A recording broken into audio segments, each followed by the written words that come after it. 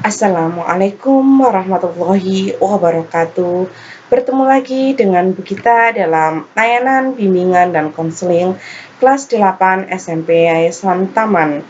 Sebelum kita memulai layanan bimbingan dan konseling, alangkah baiknya jika kita senantiasa bersyukur atas nikmat Allah Subhanahu wa taala karena sampai saat ini kita semua masih diberikan kesehatan sehingga kita masih bisa belajar bersama. Dan kita harap kalian masih semangat walaupun kalian harus belajar dari rumah kalian masing-masing.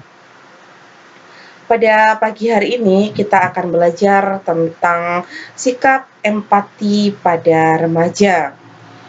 Mengapa sih kalian perlu belajar ini?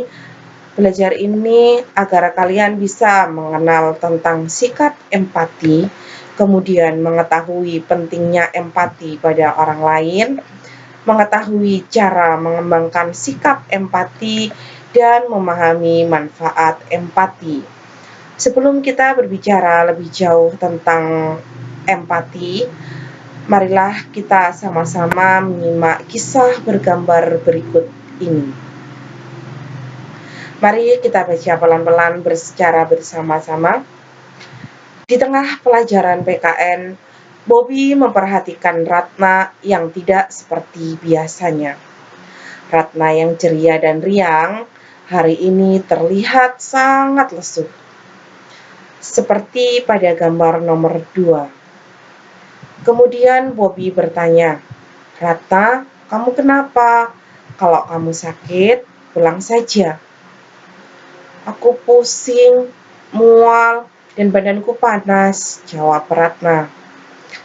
Bobby dan Mia mengajak Ratna pulang. "Alah, itu cuma alasan supaya kamu bisa cepat pulang kan ya?" kata Boy. "Boy, jangan bilang begitu," jawab Mia.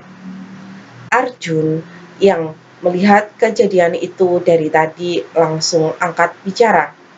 "Sudah, jangan dengarkan kata-kata Boy.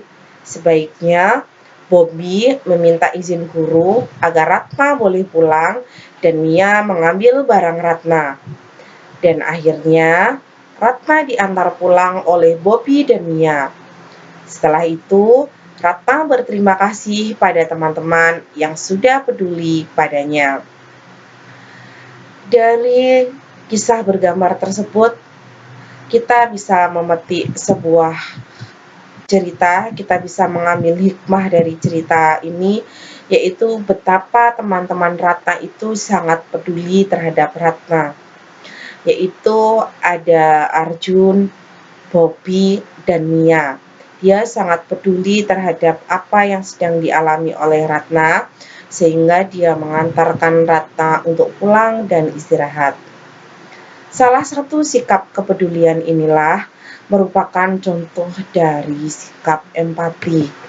Nah, sekarang apa sih sikap empati itu? Sikap empati yaitu suatu sikap yang ditujukan untuk memahami apa yang dirasakan atau lebih tepatnya untuk memahami apa yang dirasakan jika berada dalam situasi itu. Jadi, kita memposisikan diri kita terhadap teman kita. Contohnya misalnya seperti pada kasusnya Ratna. Maka cobalah posisikan diri kita atau diri kalian jika kalian menjadi Ratna. Jika kalian sudah mampu bisa memahami apa yang sedang dialami atau yang dirasakan oleh Ratna, maka kalian sudah bisa dikatakan bahwa kalian memiliki sikap empati.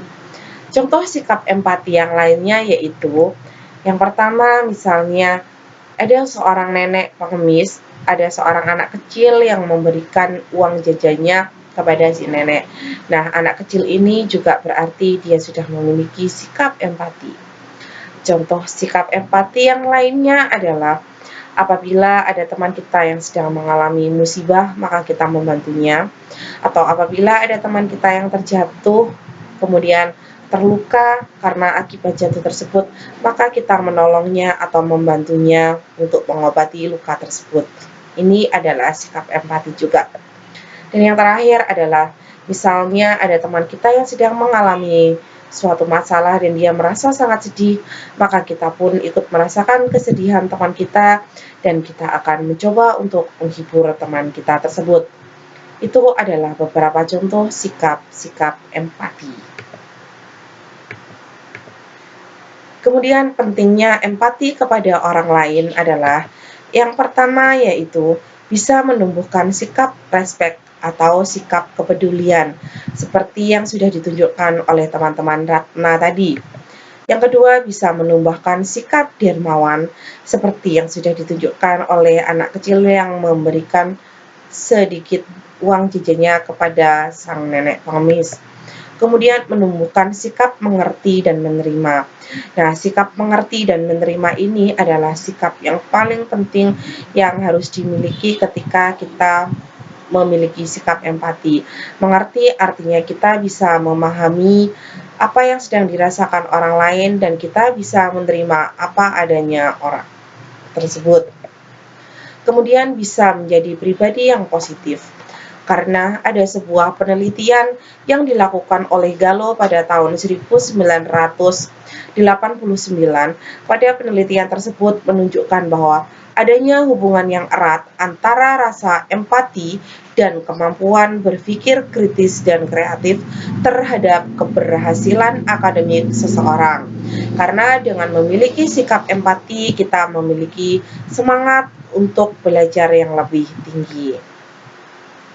Yang berikutnya yaitu cara mengembangkan sikap empati, yaitu yang pertama adalah dengan menempatkan diri pada hal yang terjadi pada orang lain.